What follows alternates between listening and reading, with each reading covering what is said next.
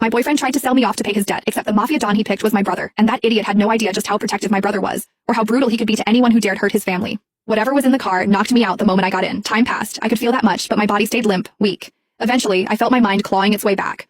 Not fully, but enough to hear. Miles was on the phone. First call, he was yelling at someone for pushing him to repay a debt. Then the second call, it was a call to his mother, telling her he wouldn't be making it to Christmas dinner.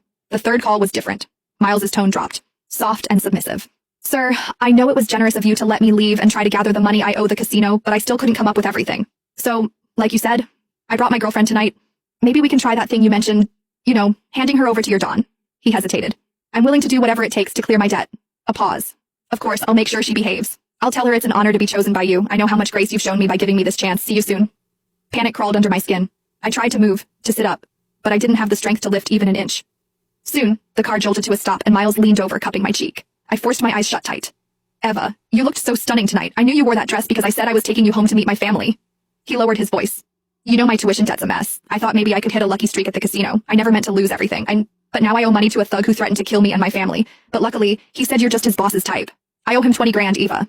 I can't let him go after me and my mom. His voice dropped, almost guilty. Don't blame me, Eva. Blame yourself for being too damn pretty. Just one night. Mr. Snake said it's only for one night. Then I'll come get you. I swear. I'll take care of you for the rest of your life.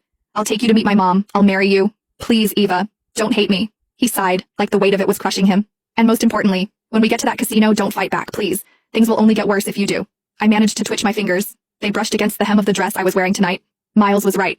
I'd put it on just because he finally invited me to spend Christmas with his family.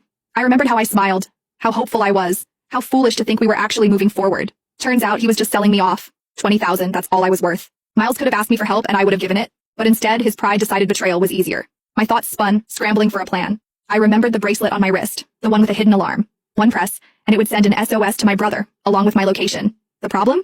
I was still too weak to move. So I decided to wait for now, gathering what little strength I had left. Whoever this boss Miles was trying to hand me off to, if I had the chance to mention my brother, they wouldn't dare touch me. And if that didn't work, I still had the bracelet. A few minutes later, the door opened beside me. Rough hands pulled me out of the car.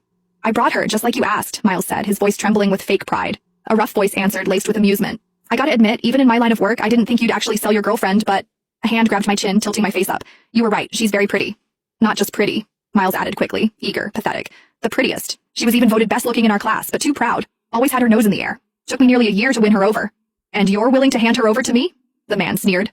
I cared about her, Miles said with a sickening laugh, joining Snake's. Just not as much as I care about myself. Besides, look at that body, and her fingers. She's a pianist. Real flexible too. If you catch my drift, she'll make your Don more than happy. The men around us laughed, crude and revolting. If our Don is pleased, your debt's cleared, the man said coldly. Thank you. Thank you so much, Mr. Snake. Miles